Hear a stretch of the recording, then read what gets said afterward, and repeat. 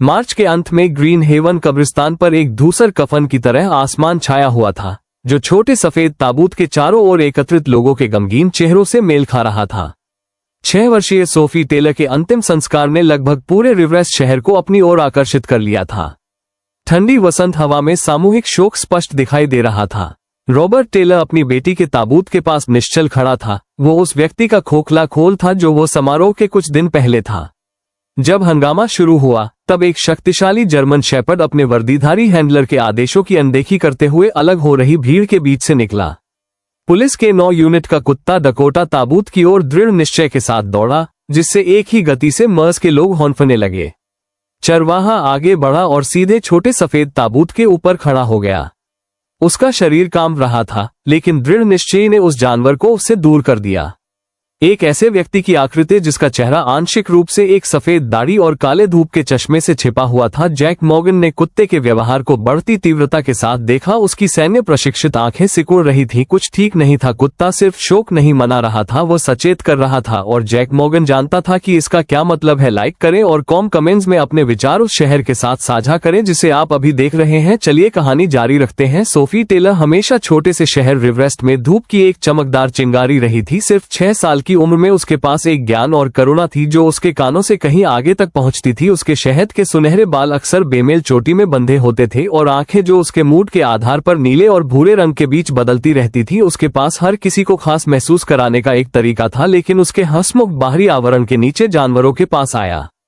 जब आप गिरते हैं तो जानवर आपको अजीब तरह से नहीं देखते हैं। उसने एक बार अपने पिता से कहा था कि वे बस आपके उठने का इंतजार करते हैं। रॉबर्ट टेलर 42 साल की उम्र में अपने परिवार पर आए त्रासदी से पहले एक सम्मानित पशु चिकित्सक थे। उनके काले बालों में समय से पहले चांदी की धारियां और उनकी आंखों के चारों ओर गहरी रेखाएं एक ऐसे व्यक्ति की कहानी बताती हैं जो अपनी पत्नी जेनिफर को खोने के बाद सिर्फ 3 साल में दशकों बूढ़ा हो गया था। रॉबर्ट ने अपना अभ्यास बंद कर दिया, ये सहन करने में असमर्थ कि उन्होंने इसे कैसे बनाया था। उन्होंने खुद को पूरी तरह से सोफी की देखभाल के लिए समर्पित कर दिया। अपने डॉक्टर की नियुक्तियों और अस्पताल में रहने के बीच एक मेडिकल ट्रांसक्रिप्शनिस्ट के रूप में घर से काम किया। चिकित्सा बिल लगातार बढ़ते जा रहे थे और साथ ही यह डर भी बना रहता था कि एक दिन दौरा उनकी बेटी को भी ले सकता है। उनके हाथ जो कभी नाजुक सर्जरी के लिए काफी स्थिर थे, अब अक्सर कांपते थे जब वह अप्रत्याशित गहराई, उसकी पुरानी चमड़े की जैकेट, मोटरसाइकिल क्लब के पैच से ढकी हुई और हाथों में फीके सैन्य टैटू। जैक एक डराने वाला व्यक्ति था।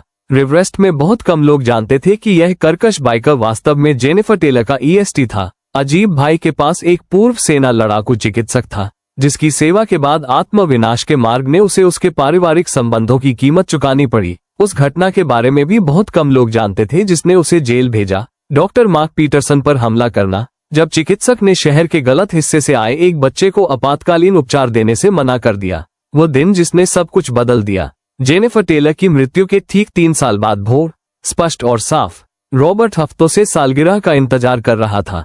जैसे जैसे तारीख नजदीक आ रही थी, सोफी को शांत होते देख उन्होंने जो अनुष्ठान स्थापित किया था उसमें एप्लाचियन तलहटी में जेनिफर के पसंदीदा लंबी पैदल यात्रा के रास्ते पर जाना शामिल था, जहां जंगली फूलों ने इस साल उसके पसंदीदा रंगों में परिदृश्य को रंग दिया था।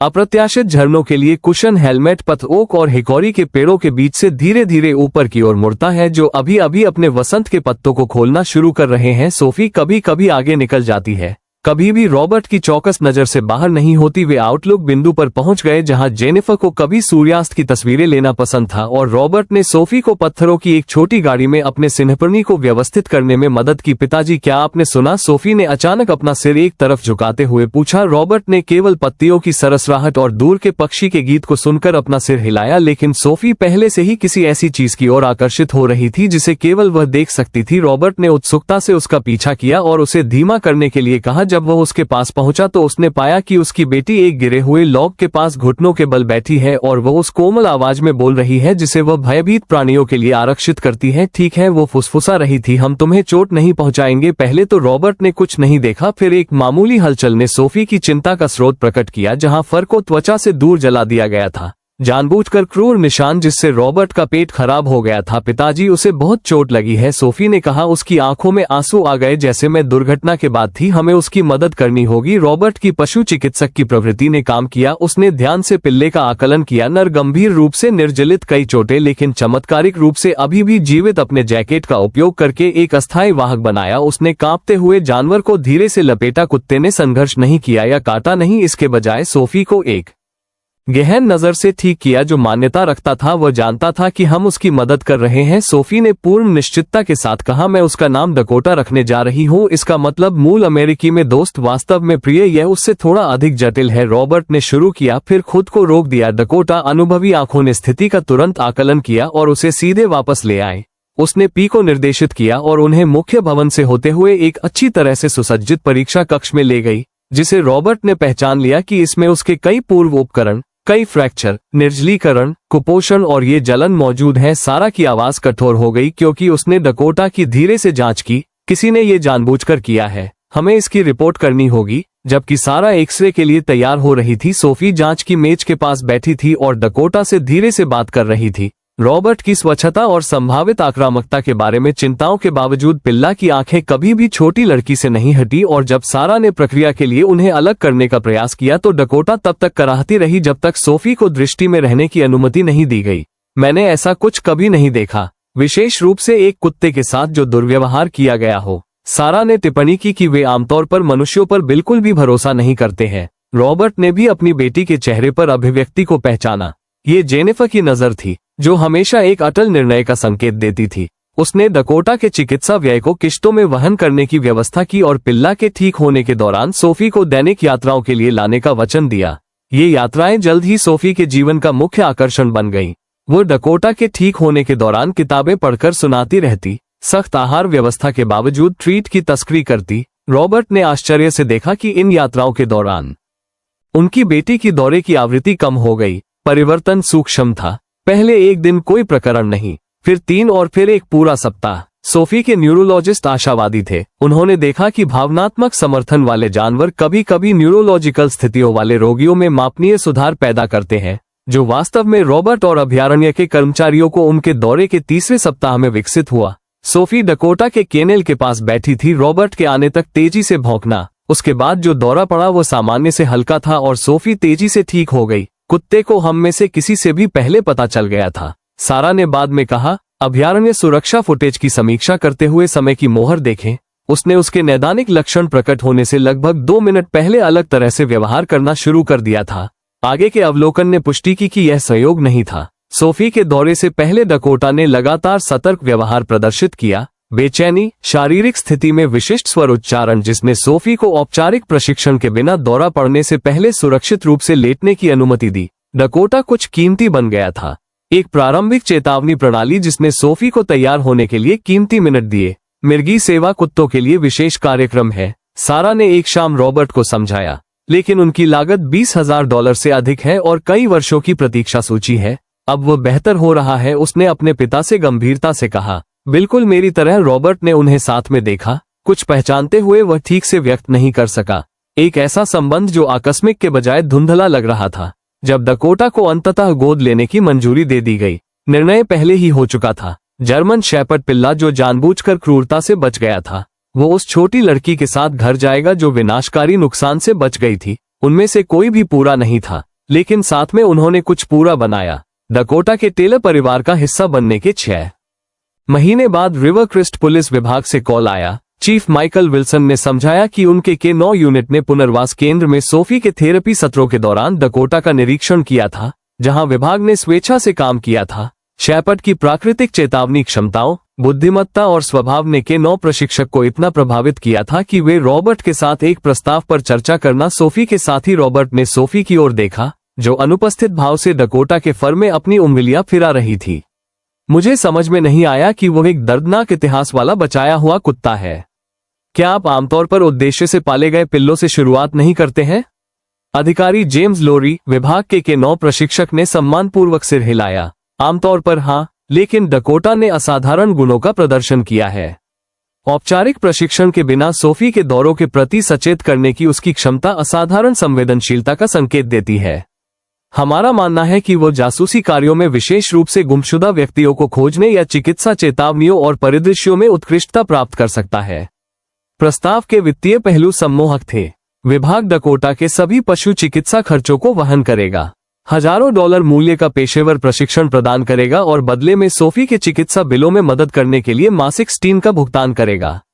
डकोटा प्रशिक्षण पूरा करने के बाद के 9 इकाई के साथ और चिकित्सा नियुक्तियां डकोटा मुख्य रूप से तब काम करेगा जब सोफी स्कूल में होगी और हम ये सुनिश्चित करेंगे कि वह उसके सबसे अधिक जोखिम वाले समय के दौरान उपलब्ध रहे। सोफी जो चुपचाप सुन रही थी अचानक बोल पड़ी, क्या डकोटा को पुलिस बैज मिलेगा? और उन विशेष जैकेट अधिकारियों में से एक लोरी उसके स्तर तक झुककर मुस्कुराई। वह वास्तव में अपने स्वयं के बैज नंबर के साथ एक आधिकारिक पुलिस के 9 होगा और जब वह प्रशिक्षण पूरा कर लेगा तो आप उसके स्नातक समारोह में शामिल हो सकते हैं। संभावना ने सोफी के चेहरे को क्षण भर के लिए चमकाया, इससे पहले कि संदेह उसके भावों को धुंधला कर दे। लेकिन क्या होगा अगर मुझे एक बड़ा दौरा पड़ता है और वह काम कर रहा है? क्या होगा अगर मुझे उसकी आवश्यकता हो और वह वहां नहीं है? यह वो प्रश्न था जिसे रॉबर्ट महीनों से स्पष्ट करने से डर रहा था। डकोटा सोफी का अभिभावक था जो अक्सर दौरा पड़ने से पहले उसे सचेत करता था, खुद को कुशन या फॉल्स के लिए स्थिति में रखता था और प्रत्येक एपिसोड के दौरान उसके साथ रहता था। एक महत्वपूर्ण क्षण के दौरान डकोटा की अनुपस्थिति के विचारने के 9 कार्यक्रम उस विशेष देखभाल को संभव बना सकता है।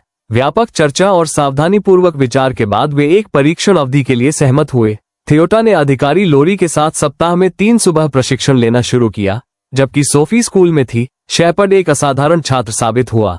उसने आदेशों और परिदृश्यों में महारत हासिल की जिन्हें सीखने में अन्य कुत्तों को महीनों लग जाते थे। प्रशिक्षकों ने प्रशिक्षण सत्रों के दौरान पेशेवर सतर्कता और सोफी के साथ फिर से मिलने पर कोमल चौकसी के बीच स्विच करने की उसकी क्षमता पर आश्चर्य व्यक्त किया। वह अपनी नौकरियों के बीच अंतर समझता है, अधिकारी लोरी ने समझाया। डकोटा को फोकस पुलिस कुत्ते से चिकित्सीय साथी में बदलते देखना। जिस क्षण सोफी प्रकट हुई, ऐसा लगता है कि उसके व्यक्तित्व के 2 अलग अलग पहलू हैं, प्रत्येक अपने उद्देश्य के लिए पूरी तरह से अनुकूल है। जैसे जैसे डकोटा अपने प्रशिक्षण में आगे बढ़ा, सोफी की हालत ने सोफी के लंबे समय से न्यूरोलॉजिस्ट ने एक और फॉलोअप अपॉइंटमेंट के दौरान बताया कि ईईजी टेम्पोरल लोब में बढ़ी हुई गतिविधि दिखा रहा है। मैं उसे चिल्ड्रन मेमोरियल में डॉक्टर एलिजा मोंटगोमरी के पास रेफर करना चाहूंगा। वह जटिल बाल चिकित्सा मिर्गी के मामलों में विशेषज्ञ है। रॉबर्ट का दिल बैठ गया क्योंकि उसने रेफरल पेपरवर्क की समीक्षा की। चिल्ड्रन मेमोरियल डॉक्टर मोंटगोमरी से 3 घंटे की ड्राइव दूर था क्योंकि उन्हें डर था कि वे अपने बीमा के लिए नेटवर्क से बाहर थे। शुरुआती परामर्श में ही उनके 1 महीने के वेतन से अधिक खर्च होगा। क्या कोई और विकल्प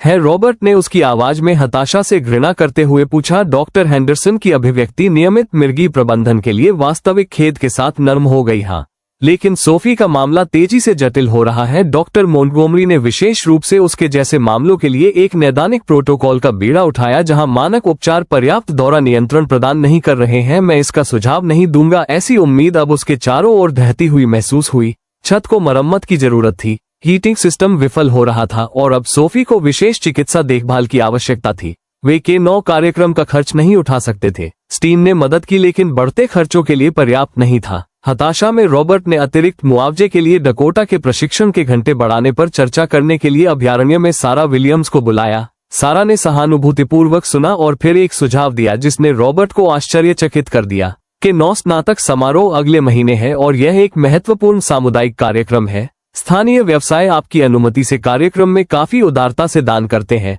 मैं सोफी और डकोटा की कहानी को उजागर करने के बारे में चीफ विल्सन से बात कर सकता हूँ। समारोह के साथ समन्वित एक फंडराइजर सोफी के इलाज के लिए पर्याप्त समर्थन जुटा सकता है। अपनी बेटी की चिकित्सा समस्याओं को सार्वजनिक रूप से प्रदर्शित करने के विचार ने रॉबर्ट को बहुत असहज कर दिया। जेनिफर मिर्गी से पीड़ित एक बच्ची और एक होनहार पुलिस के 9 सोफी का स्कूल के समाचार पत्र के लिए साक्षात्कार लिया गया जिसमें उसने गर्व से बताया कि डकोटा कैसे दौरे आने से पहले उन्हें सूंघ लेता है। अधिकारी लोरी ने सोफी के लिए समारोह के दौरान डकोटा को उसकी आधिकारिक के 9 बनियान भेंट करने की व्यवस्था की। यह एक ऐसा सम्मान था जिसके कारण उसे हर शाम सोने से पहले अपनी भूमिका का अभ्यास करना पड़ता था। समारोह का दिन उज्ज्वल और स्पष्ट था। पुलिस विभाग के प्रशिक्षण क्षेत्र को फोल्डिंग कुर्सियों की पंक्तियों, अमेरिकी ध्वज से सजाए गए एक पोडियम और स्नातक के 9 टीमों की तस्वीरों को प्रदर्शित करने वाली एक डिस्प्ले टेबल के साथ बदल दिया गया था। सोफी ने अपनी पसंदीदा नीली पोशाक पहनी थी जिस पर हाई के साथ तितलियों की कढ़ाई की गई थी। उसके बालों को अगले दरवाजे से श्रीमती चैन ने सावधानी से बांधा था। डकोटा को प्रोफेसर एली ने सुबह की धूप में चमकते हुए उसके कोट को सवार छाती में विरोधाभासी भावनाएं, डकोटा की उपलब्धियों पर गर्व और धन उगाहने की अपील के बारे में चिंता। जैसे ही डकोटा का प्रदर्शन समाप्त हुआ, अधिकारी लोरी ने सोफी को प्रस्तुति क्षेत्र में बुलाया। वो पुलिस प्रतीक चिन्ह के साथ डकोटा कढ़ाई के साथ विशेष आकार के 9 बनियान को सावधानी से लेकर आगे बढ़ी। दर्शक चुप हो गए जब छोटी लड़की ने अधिकारी लोरी को बनियान पेश की, जिन्होंने उसे डकोटा पहनाने में उसकी मदद की। चरवाहा बिल्कुल स्थिर खड़ा था, उसकी मुद्रा किसी तरह चमकते कैमरों और बड़बड़ाती भीड़ के बावजूद गरिमा को व्यक्त कर रही थी। और अब अधिकारी लोरी ने घोषणा की कि थियोटा अपने सबसे महत्वपूर्ण कौशल का प्रदर्शन करना चाहेगा, जिसने हमारे विभाग को हमारे के 9 कार्यक्रम में उसका स्वागत करने के लिए प्रेरित किया। यह वह क्षण था जिसकी उन्होंने योजना बनाई थी। डकोटा एक प्रशिक्षण स्वयंसेवक के साथ एक दौरा चेतावनी प्रदर्शन करेगा, जिसमें वो अपनी क्षमता दिखाएगा जो उसे असाधारण बनाती है। लेकिन जैसे ही सोफी अपनी सीट पर वापस जाने के लिए मुड़ी, डकोटा ने अचानक अपना ध्यान उस पर केंद्रित कर लिया, जिसे रॉबर्ट ने तुरंत पहचान लिया। सोफी, रॉबर्ट पहले से ही अपनी कुर्सी से उठकर चिल्लाया, लेकिन सैकड़ों गवाहों के सामने बहुत देर हो चुकी थी। सोफी का शरीर अकड़ गया और उसकी आंखें पीछे की ओर घूमने लगी। जैसे ही वो घास के मैदान में गिर पड़ी, डकोटा ने किसी के प्रतिक्रिया करने से पहले ही गठन तोड़ दिया। सोफी के गिरते शरीर के नीचे खुद को रखते हुए और उसके सबसे गंभीर दौरों के लिए विकसित किए गए विशिष्ट अलर्ट को भौंकते हुए कि प्रदर्शन भयानक रूप से वास्तविक हो गया था। इसके बाद गतिविधि का एक धुंधलापन था। अधिकारी लोरी ने एहतियात के तौर पर पास के पैरामेडिक स्टेशन के लिए रेडियो नीला, हमें अब परिवहन की आवश्यकता है। प्रमुख पैरामेडिक ने कुशलतापूर्वक सोफी को नदी के किनारे के एक हिस्से में स्थानांतरित करने का निर्णय लिया। जनरल 7 मिनट बाहर है, क्योंकि उन्होंने सोफी को एम्बुलेंस में लोड किया। डकोटा ने अधिकारी लोरी की पकड़ के खिलाफ तनाव का पीछा करने का प्रयास किया। चरवाहे की परेशानी स्पष्ट थी, उसकी सतर्क भौंकना जारी थी जबकि एम्बुलेंस के दरवाजे बंद हो गए थे। उसी क्षण रॉबर्ट ने एक पल में निर्णय लिया कि उसे आने दे। उसने अधिकारी लोरी से कहा कि उसे उसकी जरूरत है। औपचारिक के 9 बनियान को जल्दबाजी में हटा दिया गया, क्योंकि डकोटा तुरंत एम्बुलेंस में कूद गया और सोफी के जितना करीब पैरामेडिक्स उसे अनुमति दे सके उतना करीब हो गया। रिवर क्रेस्ट जनरल के लिए उन्मत्त यात्रा के दौरान सोफी का दौरा 15 मिनट के निशान से आगे जारी रहा, जिसने स्टेटस एपिलेप्टिकस का गठन किया। लेकिन डकोटा ने अपना सतर्क ध्यान बनाए रखा। डकोटा की विशेष भूमिका को पहचान हुए हस्तक्षेप किया। वो उसका दौरा चेतावनी कुत्ता है। डॉक्टर पीटरसन, हमें स्पष्ट अनिच्छा वाले सेवा जानवरों के लिए व्यवस्था करने का निर्देश दिया गया है। पीटरसन ने डकोटा को रहने की अनुमति दी, हालांकि उन्होंने कुत्तों को उपचार कक्ष के दूर के हिस्से में रहने पर जोर दिया, क्योंकि चिकित्सा दल सोफी को स्थिर करने के लिए काम कर रहा था, जिसका दौरा अंततः मजबूत दवाओं के प्रभाव में कम होना शुरू हो गया था। रॉबर्ट ने खुद को डकोटा को ध्यान से देखते हुए पाया। चरवाहे का व्यवहार सतर्कता से सावधान हो गया था। उसकी आंखें सोफी के चेहरे से कभी नहीं हट रही थीं। उनमें से किसी को भी उस अराजक क्षण में यह एहसास नहीं हुआ था कि ये दौरा उनकी यात्रा में सबसे चुनौतीपूर्ण अध्याय की शुरुआत को चिन्हित करता है, जो सेंट मेडिसिन की सीमाओं का परीक्षण करेगा, अप्रत्याशित कनेक्शन प्रकट करेगा और अंततः एक टूटी हुई लड़की और कुत्ते के बीच असाधारण बंधन को प्रदर्शित करेगा, जिसने उसे जाने से इनकार कर दिया था। रिविस जनरल अस्पताल के आपातकालीन विभाग की फ्लोरोसेंट रोशनी बंद हो गया, लेकिन वो बेहोश रही। उसका छोटा शरीर निगरानी उपकरणों की एक खतरनाक सरणी से जुड़ा हुआ था। हमने एंटीसीजर दवाओं के 3 दौर दिए हैं, डॉक्टर पीटरसन ने बिना आंख मिलाए चार्ट की समीक्षा करते हुए समझाया। दौरा बंद हो गया है, लेकिन वो उस दर पर होश में नहीं आ रही है जिसकी हम उम्मीद करते हैं। हमें मस्तिष्क की गतिविधि का आकलन करने और लंबे समय तक दौरे की गतिविधि से संभावित नुकसान की जांच करने के लिए ईएजी चलाने की आवश्यकता होगी। रॉबर्ट अपनी बेटी के बिस्तर के पास खड़ा था। एक हाथ उसके पास सुरक्षात्मक रूप से आराम कर रहा था, दूसरा अनुपस्थित रूप से डकोटा के सिर को सहला रहा था। शेपर्ड ने पूरे आपातकाल में एक शांत और सतर्क उपस्थिति बनाए रखी थी। अराजक वातावरण के बावजूद उसका व्यवहार त्रुटिहीन था। यह उसका पहला गंभीर दौरा नहीं है। रॉबर्ट ने समझाया कि उसके ठीक होने का समय अलग अलग होता है, लेकिन वो आमतौर पर कुछ घंटों के भीतर प्रतिक्रिया देना शुरू कर देती है। रॉबर्ट को एक शारीरिक झटका लगा। उसने डकोटा की ओर देखा और कुत्ते की स्थिर उपस्थिति से शक्ति प्राप्त की। डॉक्टर हेंडरसन 3 साल की उम्र से उसकी मिर्गी का इलाज कर रहे हैं। मैं चाहूंगा कि वे उसके मामले पर परामर्श करें। डॉक्टर हेंडरसन एक सम्मेलन में शहर से बाहर है। पीटरसन ने खारिज करते हुए जवाब दिया कि मैंने उसके रिकॉर्ड की समीक्षा की है और मैं अब उसकी देखभाल करने में पूरी तरह सक्षम हूं। मुझे अन्य रोगियों की जांच करने की आवश्यकता है। पीटरसन के कमरे से बाहर जाते ही एक नर्स उसे ईईजी के लिए ले जाने के लिए शीघ्र ही आ जाएगी। रॉबर्ट ने देखा कि डकोटा का ध्यान सोफी से हटकर डॉक्टर की ओर चला गया है। पीटरसन की हरकत पर नजर रखने के दौरान चरवाहे की मुद्रा में धीरे धीरे बदलाव आ रहा था। यह वही सतर्कता थी जो उसने अपने K9 प्रशिक्षण के दौरान किसी संभावित खतरे का सामना करते समय दिखाई थी। यह आक्रामकता नहीं बल्कि बढ़ी हुई जागरूकता थी। उसके बाद के घंटे निदान परीक्षणों सोफी की आधी रात के कुछ ही समय बाद रॉबर्ट असुविधाजनक आगंतुक की कुर्सी पर झपकते हुए सो गया। तभी डकोटा की हल्की आवाज से चौंक कर उसकी नींद खुल गई। जब चरवाहा अपने पैरों पर खड़ा हो गया, उसका ध्यान पूरी तरह से सोफी पर केंद्रित था। रॉबर्ट ने तुरंत मॉनिटर की जांच की, जिसमें कोई बदलाव नहीं दिखा। फिर उसने अपनी बेटी के चेहरे का अध्ययन किया। उसका रंग अलग लग रहा था। पैरों और नस के नीचे एक हल्का भूरा रंग दिखाई दे रहा था। रॉबर्ट ने कॉल बटन को बार बार दबाया। कुछ गड़बड़ है, कृपया कोई उसे देखने आए। नाइट नर्स जल्दी से पहुंची। उसने सोफी के महत्वपूर्ण संकेतों का आकलन किया और तुरंत ही कॉल पर मौजूद चिकित्सक को बुलाया। कुछ ही मिनटों में कमरा चिकित्सा कर्मियों से भर गया। रॉबर्ट ने खुद को दीवार से सटा हुआ पाया। डकोटा उसके बगल में था। जबकि डॉक्टरों ने तेजी से फायर आदेश जारी किए, मॉनिटर अलार्म असंगत कोरस में बजने लगे। क्योंकि सोफी के ऑक्सीजन का स्तर उसकी आंखें प्रतिक्रियाहीन थी और वह उसकी सजगता का परीक्षण कर रहा था। लेकिन पैगर डॉक्टर पीटरसन ने उपस्थित नर्स को निर्देश दिया कि वह इस मामले का अनुसरण कर रहा है और किसी भी बदलाव के बारे में सूचित किया जाना चाहता है। 20 कष्टदायक मिनटों के बाद पीटरसन अपने स्क्रब्स के साथ आया, जो देर होने के बावजूद ताजा बदले हुए दिख रहे थे। उसने रॉबर्ट के पास जाने से पहले धीमी आवाज में उपस्थित चिकित्सक के साथ नए परीक्षण के परिणामों की समीक्षा की। मिस्टर टेलर, आपकी बेटी की हालत काफी बिगड़ गई है। पीटरसन ने कहा कि ईजी न्यूनतम मस्तिष्क गतिविधि दिखाता है और उसे अब वेंटिलेटर समर्थन की आवश्यकता है। उत्तेजनाओं का जवाब देने में उसकी विफलता के साथ ये निष्कर्ष गंभीर न्यूरोलॉजिकल समझौता इंगित करते हैं। आप क्या कह रहे हैं? रॉबर्ट ने पूछा। उसकी आवाज मुश्किल से सुनाई दे रही थी। मैं कह रहा हूं कि लंबे समय तक दौरे से भयावह मस्तिष्क क्षति हुई है। सहायक देखभाल और निगरानी जारी रहेगी, लेकिन आपको इस संभावना के लिए खुद को तैयार करना चाहिए कि वो सार्थक न्यूरोलॉजिकल कार्य को पुनः प्राप्त नहीं कर पाएगी।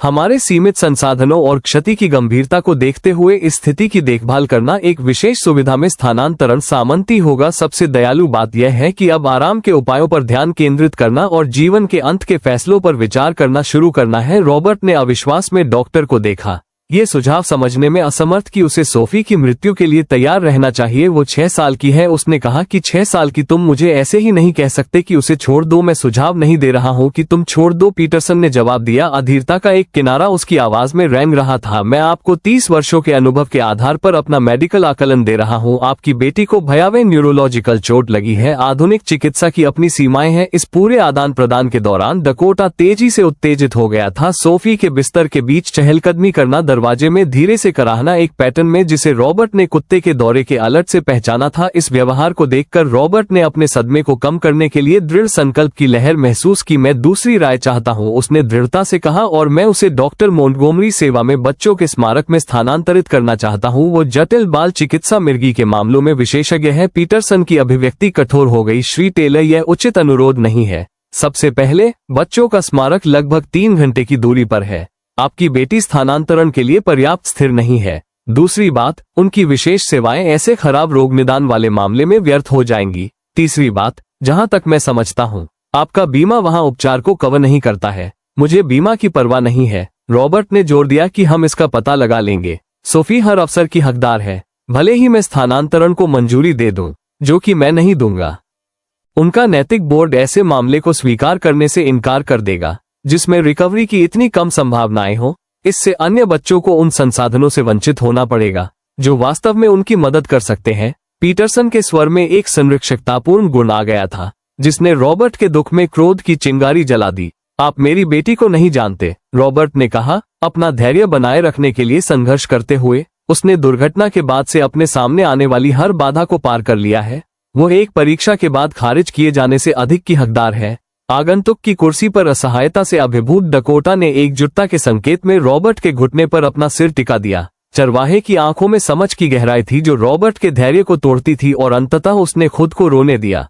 एक हाथ सोफी की कमजोर उंगलियों को पकड़ रहा था और दूसरा डकोटा के फर में दबा हुआ था। सुबह तक सोफी की हालत में कोई बदलाव नहीं हुआ। फॉलोअप ईजी ने पीटरसन के आकलन की पुष्टि की। न्यूनतम मस्तिष्क गतिविधि बिना सहारे के बुनियादी कार्यों को बनाए रखने के लिए अपर्याप्त। जैसे जैसे दिन बढ़ता गया, विभिन्न चिकित्सा कर्मी आते जाते रहे। उनके भाव पेशेवर चिंता से मुश्किल से छिपी दया में बदल गए जब उन्होंने सोचा कि रॉबर्ट दोपहर के आसपास नहीं देख रहा था। अधिकारी लोरी रॉबर्ट के लिए नए कपड़े और डकोटा के लिए भोजन लेकर आया। के 9 प्रशिक्षक ने सोफी की स्थिति को शांत गंभीरता के साथ देखा। रॉबर्ट के कंधे पर एक सहायक हाथ रखा। पूरा विभाग उसके लिए खींच रहा था। लोरी ने बस इतना कहा, चीफ विल्सन पूछ रहे थे कि क्या हम कुछ कर सकते हैं। विशेषज्ञों के लिए धन जुटाना, परिवहन की व्यवस्था करना, जो भी आपको चाहिए। रॉबर्ट ने पीटरसन के कमरे के बारे में बताया। स्थानांतरण पर विचार करने से इनकार करना और आगे के उपचार विकल्पों को खारिज करना। जैसे ही वो बोल रहा था, उसने लोरी के भाव देखे।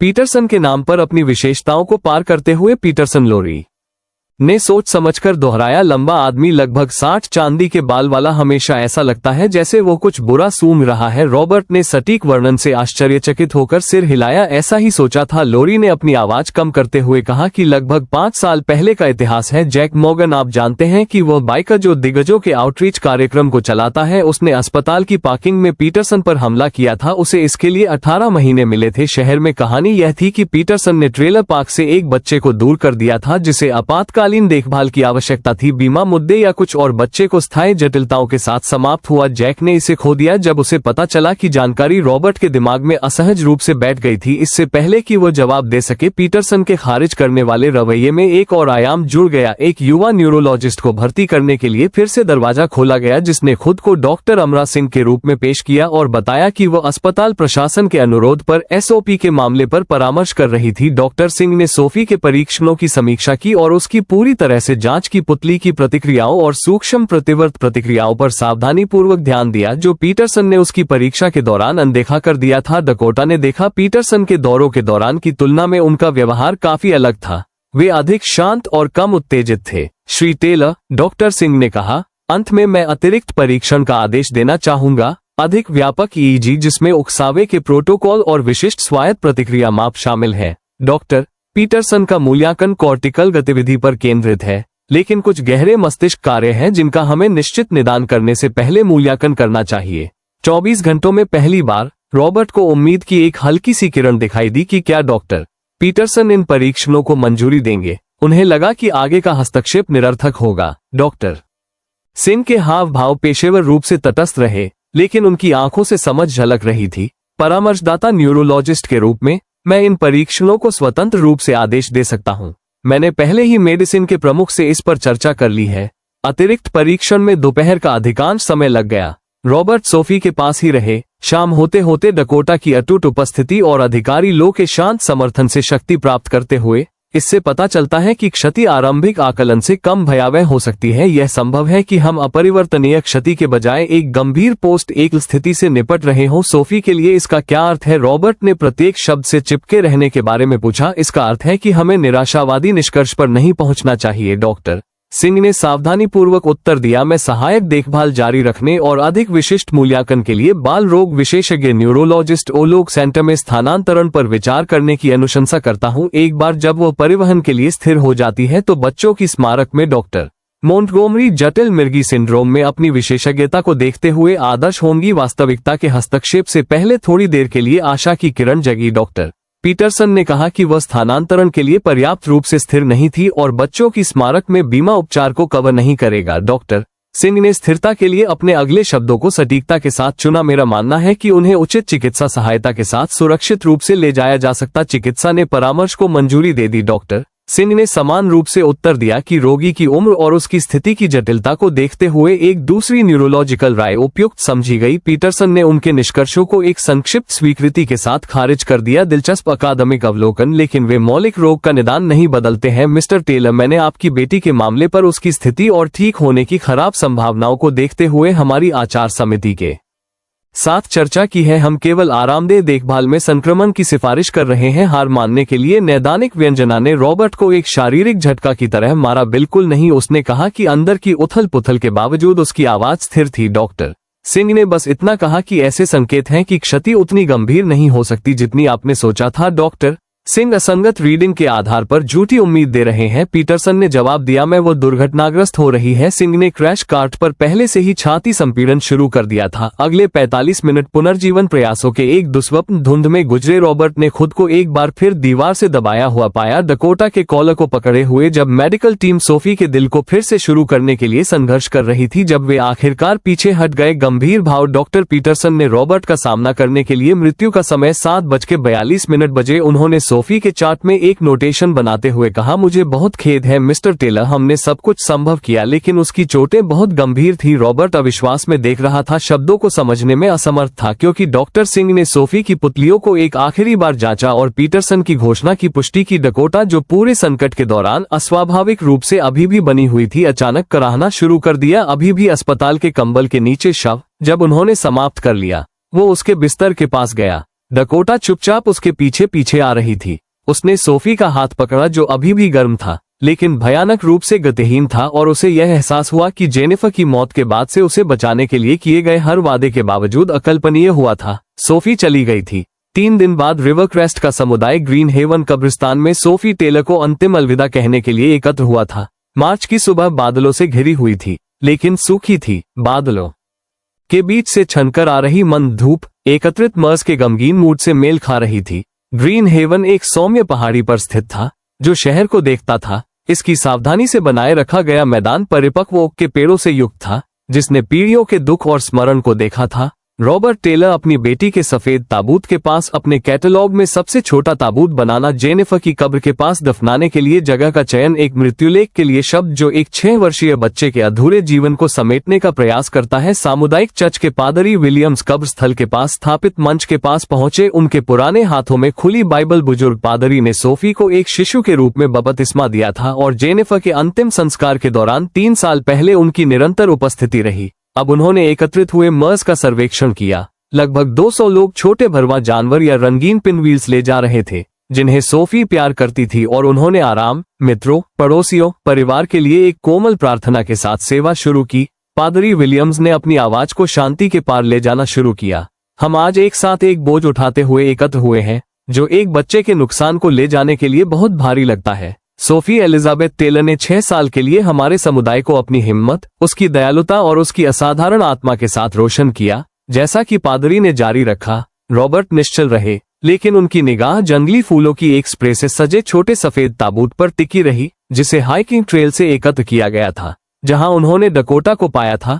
कुत्ते को सेवा में शामिल होने की अनुमति नहीं थी। अंतिम संस्कार निदेशक ने धीरे से लेकिन दृढ़ता से कब्र के समारोह में जानवरों के खिलाफ अपनी नीति को प्रयास। उसने कागज को खोला, जिसमें उसने अपनी बेटी के सार को शब्दों में ढालने का प्रयास किया था, फिर उसे एक तरफ रख दिया। मेरी बेटी ने उसकी आवाज शुरू की, जो ताकत हासिल करने से पहले मुश्किल से सुनाई देती थी। उसे पत्थर इकट्ठा करना पसंद था, मूल्यवान नहीं, सिर्फ साधारण कंकड़ जो उसका ध्यान आकर्षित करते थे। वो टहलने या खेल के मैदान में एक ढूंढ लेती और उसे घर ले आती और जोर देती कि यह विशेष है। उसके कमरे में इन खजानों के पत्थरों से भरे जार हैं, जिन पर हम में से ज्यादातर लोग ध्यान दिए बिना कदम रख देंगे।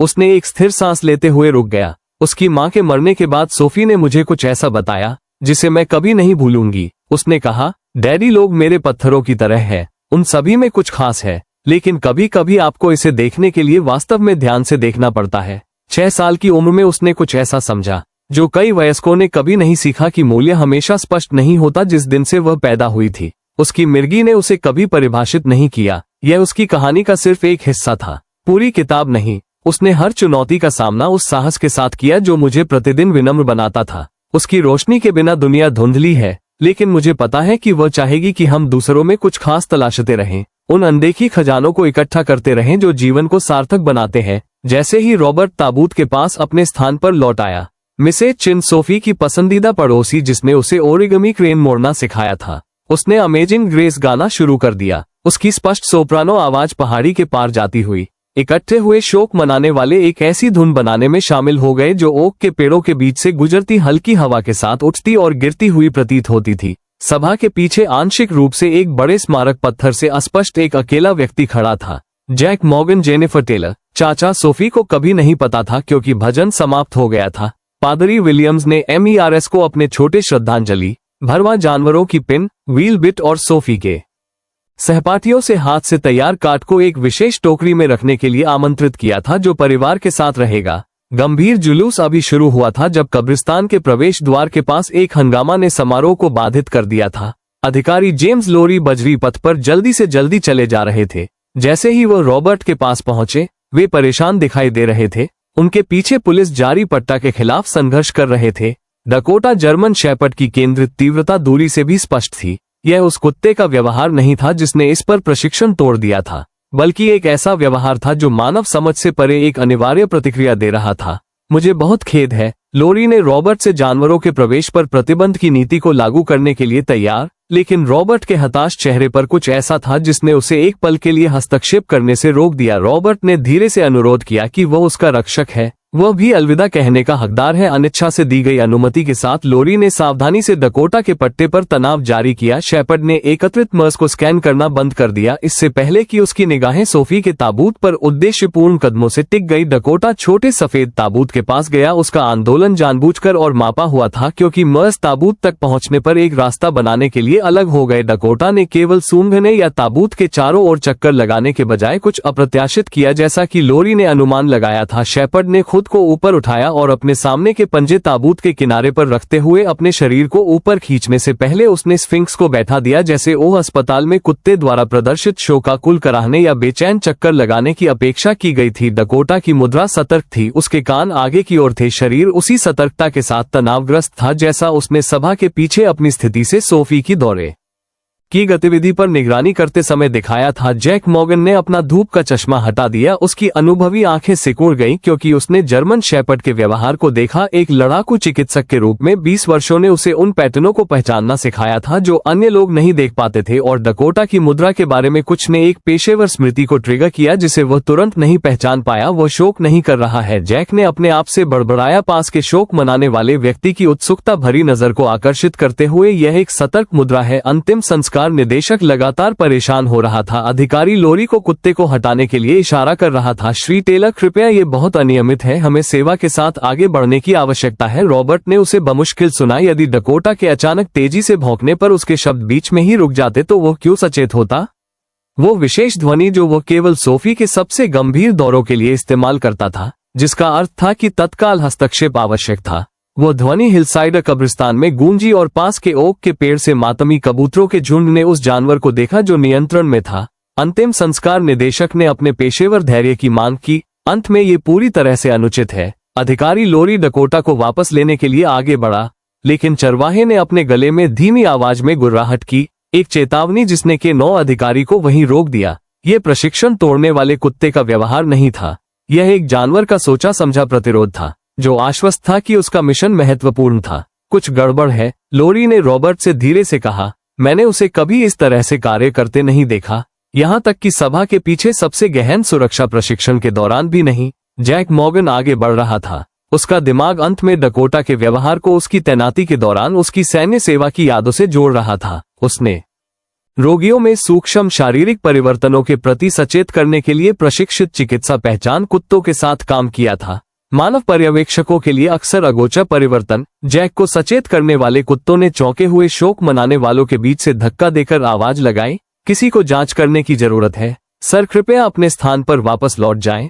अंतिम संस्कार निदेशक ने कब्रिस्तान के कर्मचारियों को हस्तक्षेप करने के लिए इशारा करते हुए कहा, हम एक सेवा के बीच में हैं। जैक ने उसे अनदेखा किया और अपना दृष्टिकोण जारी रखा जब तक कि वह रॉबर्ट के सामने करीब से खड़ा नहीं हो गया। पारिवारिक समानता स्पष्ट थी। जबड़े की वही दृढ़ संरचना जो जेनिफर के पास थी, उसकी आंखों में वही तीव्रता थी। आप मुझे नहीं जानते, जैक ने अपनी कर्कश आवाज शुरू की, तत्परता के साथ नर्म हो गई, लेकिन मैं एक लड़ाकू चिकित्सक था। वो कुत्ता हमारे चिकित्सा पहचान कुत्तों की तरह ही चेतावनी व्यवहार प्रदर्शित कर रहा था। वो शोक नहीं कर रहा है, वो हमें कुछ बताने की कोशिश कर रहा है। रॉबर्ट ने अजनबी को देखा, निराशाजनक आशा, सुरक्षात्मक क्रोध से जूझ रहा था। मेरी बेटी चली गई, उसने कहा कि प्रत्येक शब्द दर्दनाक है। डॉक्टरों ने इसकी पुष्टि की है। आप क्या सुझाव दे रहे हैं? डकोटा ने फिर से अधिक आग्रहपूर्वक भौंकना शुरू कर दिया। उसकी आंखें रॉबर्ट के चेहरे से कभी नहीं हट रही थी। मैं सुझाव दे रहा हूं, जैक ने स्थिरता से उत्तर दिया, कि कुत्ते शारीरिक परिवर्तनों का पता लगा सकते। ताबूत खोलने का न तो समय था और न ही जगह।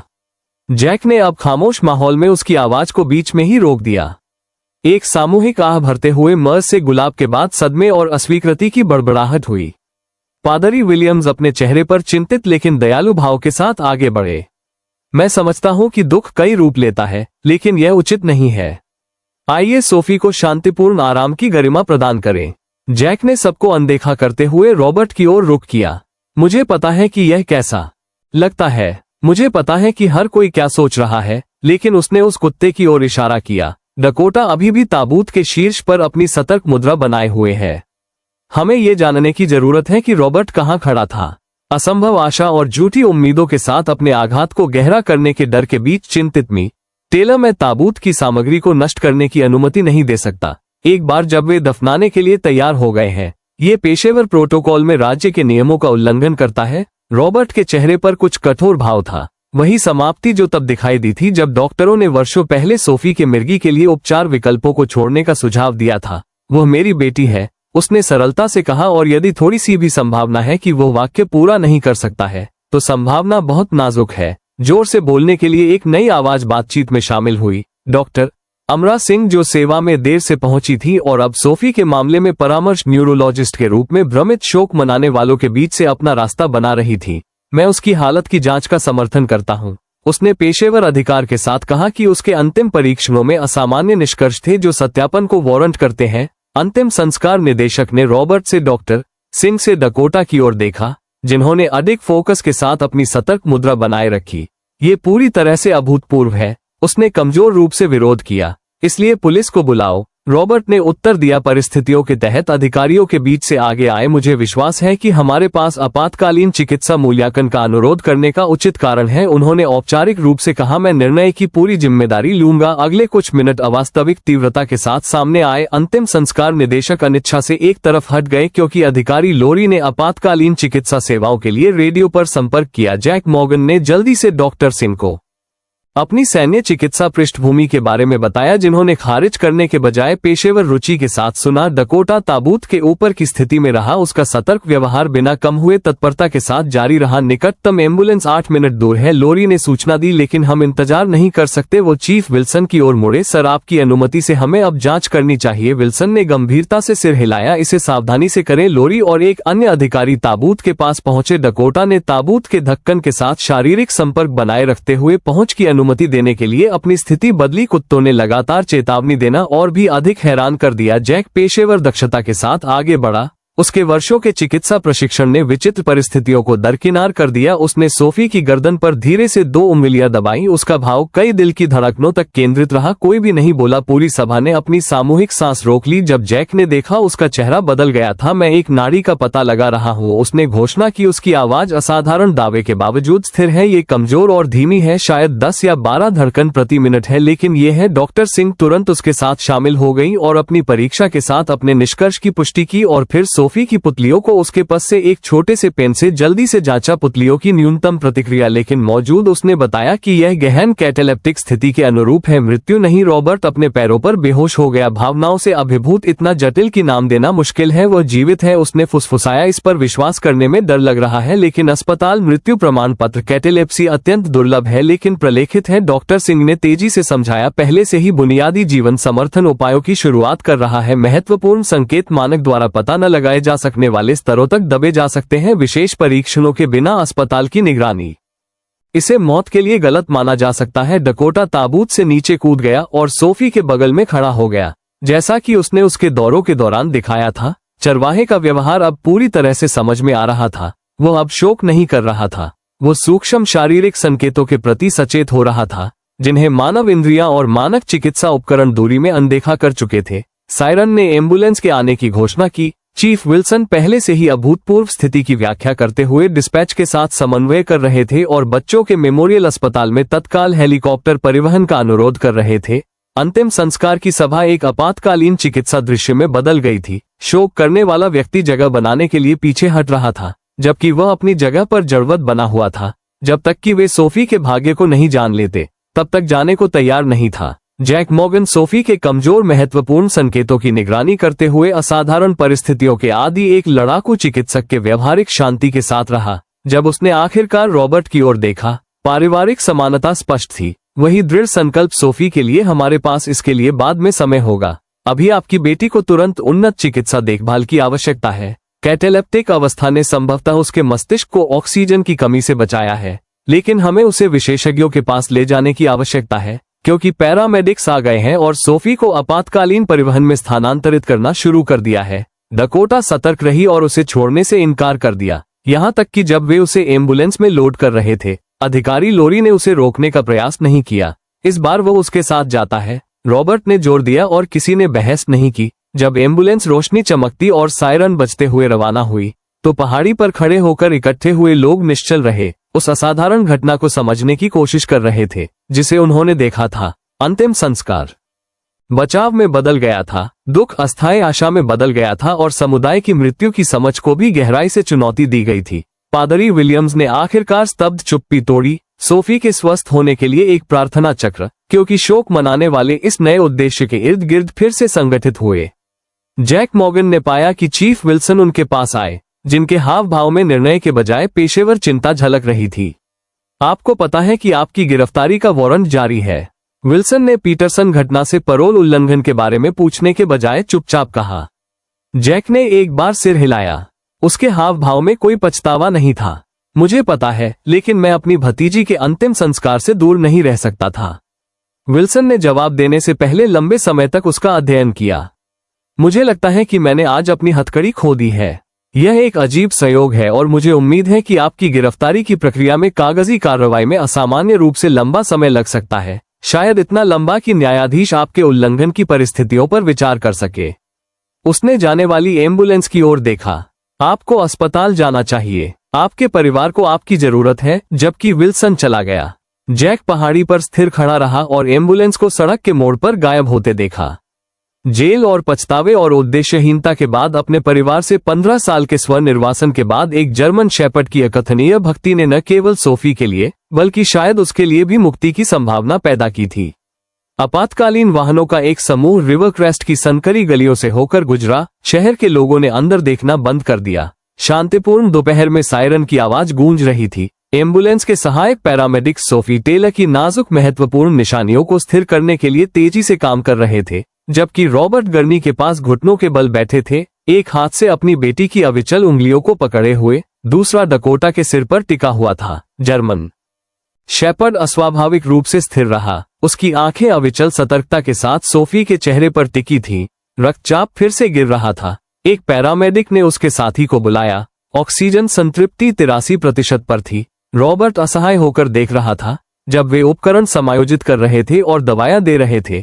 चिकित्सा शब्दावली एक समझ से बाहर की लहर में उसके ऊपर बह रही थी। कब्रिस्तान से उनके साथ आए डॉक्टर सिंह ने कम से कम 20 मिनट का समय था। सोफी के पास 20 मिनट नहीं थे। चिल्ड्रन मेमोरियल अपनी विशेष परिवहन टीम भेज रहा है। डिस्पैचर की आवाज स्थिर माध्यम से घोषित की गई, लेकिन अनुमानित आगमन 35 मिनट है। डॉक्टर सिंह की अभिव्यक्ति कड़ी हो गई। उसे अब व्यापक जीवन समर्थन की आवश्यकता है। रिवरेस्ट जनरल हमारा एकमात्र तत्काल विकल्प है। रॉबर्ट की डकोटा के फर पर पकड़ अनैच्छिक रूप से मजबूत हो गई। वहां नहीं, उसने कहा। उसकी आवाज कच्ची है। पीटरसन के साथ नहीं, वह है जिसने उचित परीक्षण के बिना उसे मृत घोषित कर दिया। श्री टेलर सिंह ने धीरे से जवाब दिया, मैं आपकी चिंता समझता हूं, लेकिन आपकी बेटी की हालत ये गंभीर है। रिवर क्रेस्ट के पास उपकरण हैं जिन्हें हमें परिवहन के लिए उसे स्थिर करने की आवश्यकता है। हमारे पास विकल्पों के लिए समय नहीं है। एम्बुलेंस तेजी से अस्पताल ड्राइव डेविड सायरन पर मुड़ गई क्योंकि वे आपातकालीन प्रवेश द्वार के पास पहुंचे, जहां एक मेडिकल टीम पहले से ही अभूतपूर्व स्थिति के लिए रेडियो द्वारा सतर्क होकर इंतजार कर रही थी। उनके बीच डॉक्टर पीटरसन खड़े थे। उनके चांदी के बाल एम्बुलेंस बे लाइट्स के नीचे चमक रहे थे। उनकी अभिव्यक्ति पेशेवर चिंता का एक सावधानी से तैयार मुखौटा था। जैसे ही दरवाजा खुला और गर्नी को बाहर निकाला गया, पीटरसन ने अनुभवी प्राधिकरण के साथ कमान संभालते हुए आगे कदम बढ़ाया। उसे ट्रॉमा 1 में ले जाएं। उन्होंने टीम को निर्देश दिया, मैं पूर्ण हृदय निगरानी इंट्यूबेशन ट्रे तैयार चाहता हूं और वेंटिलेटर तैयार। डॉक्टर सिंह, मुझे आपके क्षेत्र के आकलन पर पूर्ण ब्रीफिंग की आवश्यकता होगी। रॉबर्ट एम्बुलेंस से बाहर जैक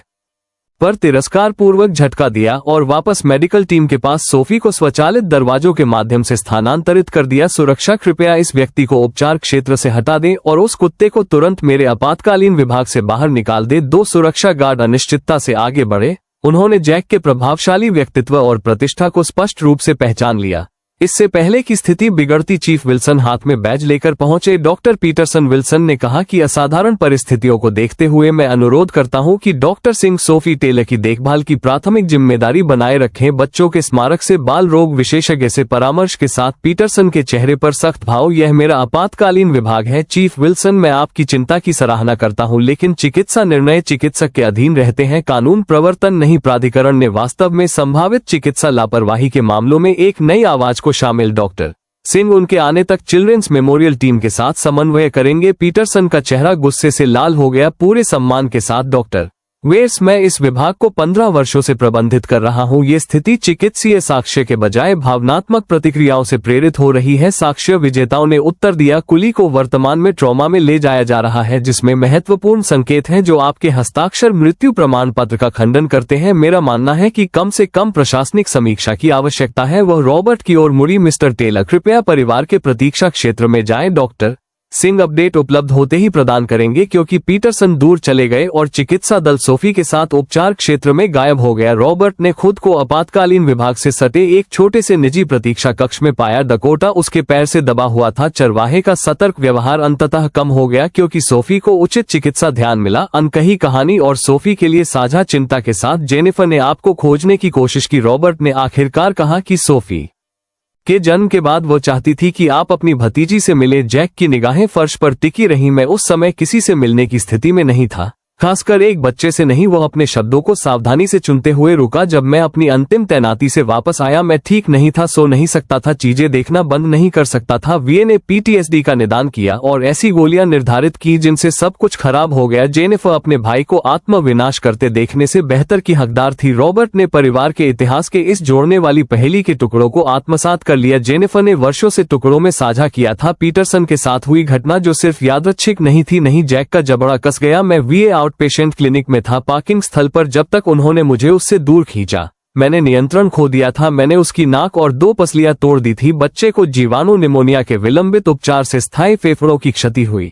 इससे पहले कि रॉबर्ट जवाब दे पाता, डॉक्टर सिंह को प्रवेश देने के लिए प्रतीक्षा कक्ष का दरवाजा खोला गया। उनके भाव गंभीर थे क्योंकि वो उनके सामने एक सीट पर बैठी थी। सोफी की हालत गंभीर है लेकिन स्थिर है। उन्होंने बताया कि हमने लंबे समय तक कैटेलेप्सी के परिणामस्वरूप होने वाले चयापचय असंतुलन के लिए व्यापक जीवन समर्थन और सुधारात्मक उपाय शुरू किए हैं। बच्चों की स्मारक से विशेष बाल चिकित्सा परिवहन टीम स्थानांतरण के दौरान उसकी देखभाल जारी रखने के लिए 15 मिनट के भीतर पहुंचेगी। क्या वह ठीक हो जाएगी? रॉबर्ट ने सवाल पूछा जो बमुश्किल सुनाई दे रहा था। डॉक्टर सिंह का पेशेवर स्वभाव यूरे करुणा से नरम पड़ गया।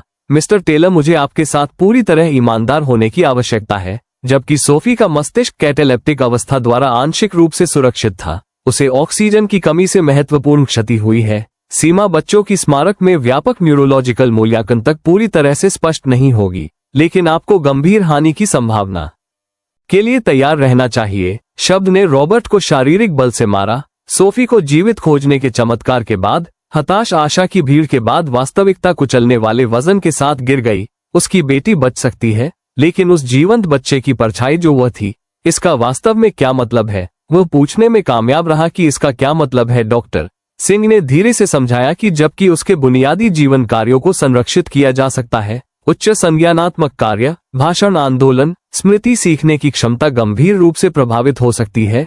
ऐसी ही स्थिति में कुछ रोगियों को आजीवन सहायक देखभाल की आवश्यकता होती है। डकोटा ने रॉबर्ट की परेशानी को महसूस करते हुए धीरे से कराहते हुए कहा। शेपर्ड ने बिना शब्द के सांत्वना देते हुए करीब दबाया, जैसा कि उसने पहले कई बार किया था। इस स्थिति से महत्वपूर्ण कानूनी और नैतिक प्रश्न भी उत्पन्न हुए हैं। डॉक्टर सिंह ने सावधानीपूर्वक जारी रखा। त्रुटिपूर्ण मृत्यु प्रमाण पत्र, समय से पहले अंतिम संस्कार की व्यवस्था करने वाले निर्णय, ये मानक चिकित्सा प्रोटोकॉल से प्रमुख प्रस्थान है। जैक का EXP, अवसाद, अंधकार में लापरवाही, आपका मतलब है या इससे भी बदतर? डॉक्टर सिंह ने इस लक्षण वर्णन की न तो पुष्टि की और न ही इसका खंडन किया। अस्पताल प्रशासन पहले से ही एक व्यापक समीक्षा शुरू कर रहा है। इस बीच हमारी प्राथमिकता सोफी की देखभाल और बच्चों की स्मारक में सफल स्थानांतरण है। जैसे कि उसके शब्दों से बुलाया गया हो, एक नर्स को भर्ती करने के लिए दरवाजा फिर से खोला गया। बाल चिकित्सा परिवहन टीम आ गई है।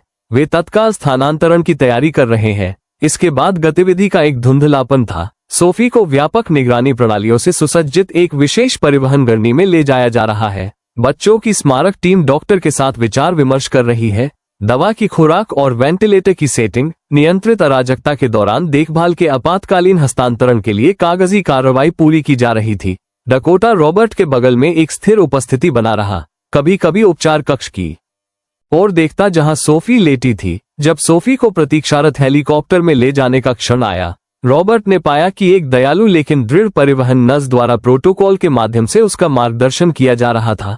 मुझे डर है कि जानवर हवाई मेडल परिवहन के दौरान रोगियों के साथ नहीं जा सकते। उसने समझाया कि डकोटा में यह एक सख्त सुरक्षा प्रोटोकॉल है। रॉबर्ट ने उस चरवाहे की ओर देखा जिसने उसकी बेटी की जान बचाई थी, जिसने पहचाना था कि उन्नत चिकित्सा उपकरण और अनुभवी चिकित्सकों ने क्या अनदेखा किया था। उनमें अलगाव का विचार मौलिक रूप से गलत लगता था।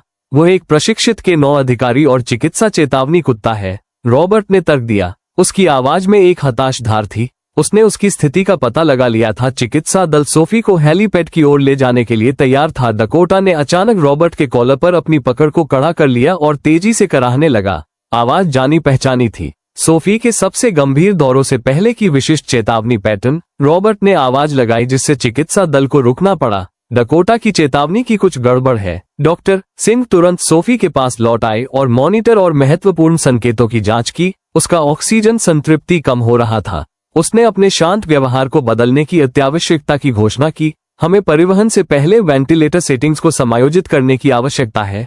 विशेष बाल चिकित्सा दल अभ्यास की कमी के साथ आगे बढ़ा, उपकरणों में तेजी से समायोजन किया और हस्तक्षेप के दौरान सोफी की आईवी लाइन के माध्यम से दवा दी। डकोटा ने अपनी सतर्क मुद्रा बनाए रखी, केवल तभी आराम किया जब मॉनिटर ने सोफी की हालत में सुधार दिखाया। आपके कुत्ते ने परिवहन के दौरान संभावित संकट को रोक दिया। बच्चों के स्मारक चिकित्सक ने अपनी आवाज में वास्तविक सम्मान को स्वीकार किया। लापरवाही, उसे जीवित पाने का चमत्कार अब उस त्रासदी में बदल गया जो खो गई थी, जिसे उचित देखभाल से रोका जा सकता था। जब परिवहन दल सोफी को प्रतीक्षारत हेलीकॉप्टर की ओर ले जा रहा था, रॉबर्ट ने अपने कंधे पर जैक का हाथ महसूस किया। साझा दुख और आगे की लंबी निश्चित राह की एक मौन स्वीकृति।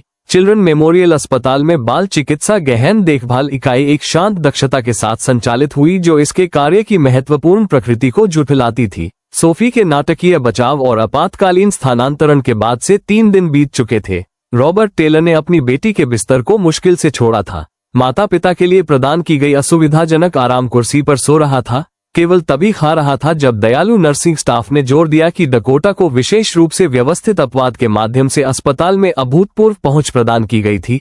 अस्पताल प्रशासन ने सोफी के जीवन को बचाने में उनकी भूमिका और निगरानी उपकरणों का पता लगाने से पहले उसकी स्थिति में सूक्ष्म परिवर्तनों को सचेत करने की उनकी निरंतर क्षमता को मान्यता दी। डॉक्टर एलिजा मोंटगोमरी, बाल चिकित्सा तंत्रिका विज्ञान विभाग की निदेशक और विशेषज्ञ जिन्हें वे मूल रूप से सोफी के संकट से पहले ढूंढ रहे थे, ने अपने शुरुआती 50 के दशक में स्टाइलिश चश्मे के पीछे समय से पहले चांदी के बाल और दयालु आंखों के साथ अपने मामले का व्यक्तिगत प्रभार लिया था।